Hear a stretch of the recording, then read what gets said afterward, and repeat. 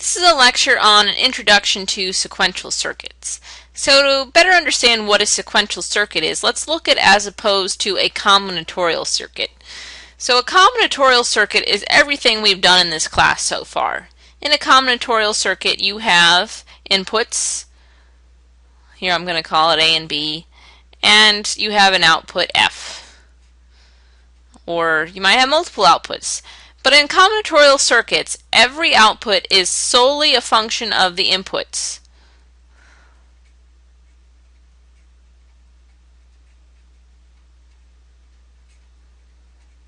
So everything we've done in this class so far just maps inputs to an output.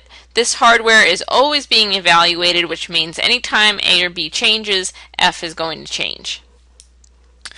Okay, in sequential circuits, the outputs are a function of both inputs and outputs. So you have some kind of feedback path in a sequential circuit. So you might have something like this. You might have A, you might have B, and then you might have F coming back in. So this feedback path is what creates a memory element in your circuit. So in a sequential circuit you have feedback, which means your outputs are a function of inputs and outputs, and you have some kind of memory in the circuit.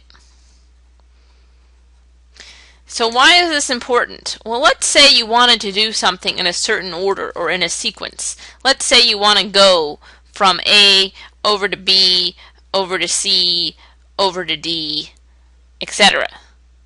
So let's say you were standing in B and you wanted to go to the next place. Well, you'd have to remember where you are. You have to know, oh, I'm in B, to know that I have to go to C next. So you need to create some kind of memory to be able to go in a certain sequence, which is why we need sequential circuits and why we need memory to make this sort of thing happen.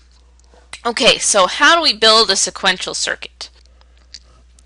Okay, let's start with a very simple sequential circuit known as the SR latch, which can consist of two NAND gates or two NOR gates. In this case, we're going to do an example with two NOR gates.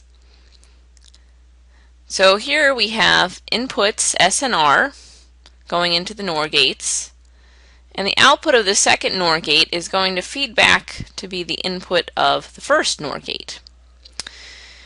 So if you recall, no gates are ideal in that there's a delay to get from the input to the output. And we can model this delay by putting a block here called TD, or time delay. So what this allows us to do is, once this circuit is evaluated, it has some present state, which we're going to call Q, present state.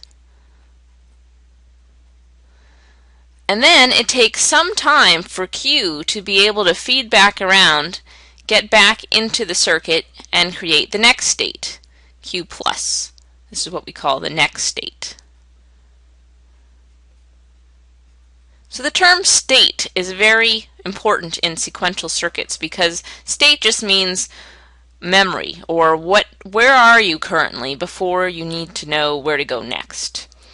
So here we have Q is our present state, which is our input, and that's going to become Q next state, or Q plus. So let's see what this circuit does. We can write our inputs to the circuit, SR, Q, and next state Q plus. And we have 3 possible inputs, so we're going to have 8 possible input combinations.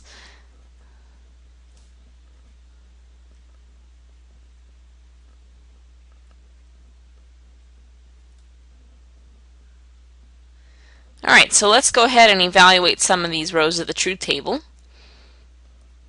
If S is 0, and R is 0, and Q is 0, what are we going to get? Well, if you recall, a NOR gate is only 1 when you have an input of both zeros. So we have 0 NOR 1 here is going to give us a 0. So our output Q next state is a 0. Alright, so now S is 0, R is 0, Q is 1. S nor 1 is 0, 0 nor 0 is 1, so we're going to get a 1. Now we have an S is a 0, an R is a 1, a Q is a 0, so we're going to get 0 nor 0 is 1, 1 nor 1 is 0, so we get a 0. And you can go through and evaluate each row of the truth table. I'm just going to go ahead and write the rest of it.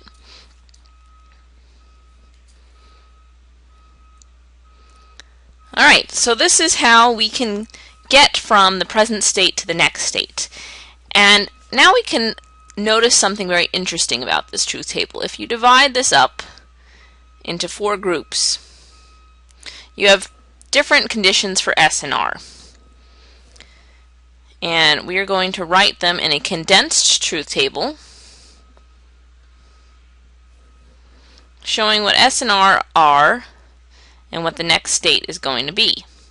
So if S and R are both 0, which is this first condition here, see they're both 0 in this case, Q next state is going to be the exact same that Q was, exact same thing that Q was. So Q next state is just going to be Q, or the present state of Q. Now what if S is 0 and R is 1?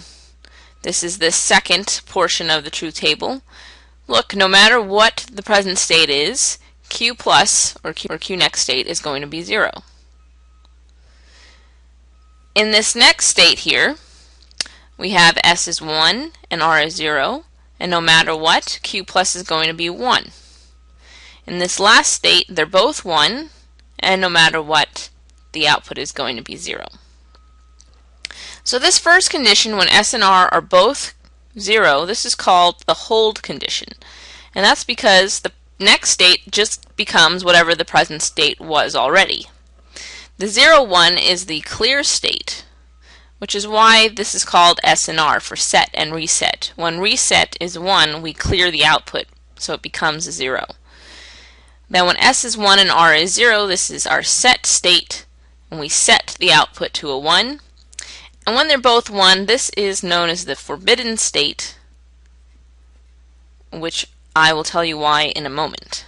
So you never really want to have S and R to be both 1 because you're not going to get an output that you're interested in. Okay, so why is it a forbidden state? Well, that's because this circuit that we drew up here is usually drawn in this fashion, where it looks like a cross-coupled NOR gate, sending the output of one NOR gate into the input of the other for both of them. And this allows you to get outputs of Q and Q naught at the exact same time.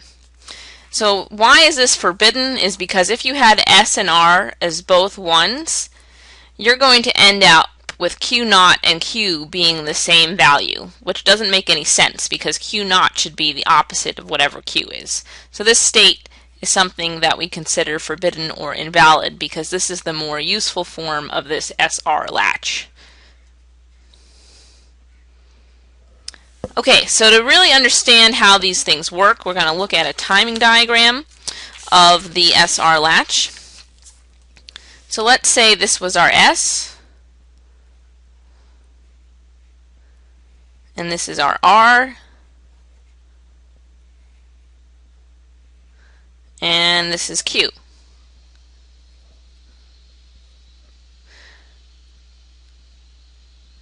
So you always need to know what Q was originally. So in this case, S and R are both 0, so at this time, Q is just going to remain whatever it was. Now S is a 1, so Q is going to become a 1. Now S and R are both 0 again, so we're going to keep whatever Q was. Q was a 1, so it's going to stay a 1. Now R is a 1, so we're going to reset. Q is going to come down. Now they're both 0 again. S and R are both 0, so we're going to hold. So that's how the SR latch works. And why is this a sequential circuit? Because we needed to know the present state or current value of Q before we could evaluate what the next value of Q would be.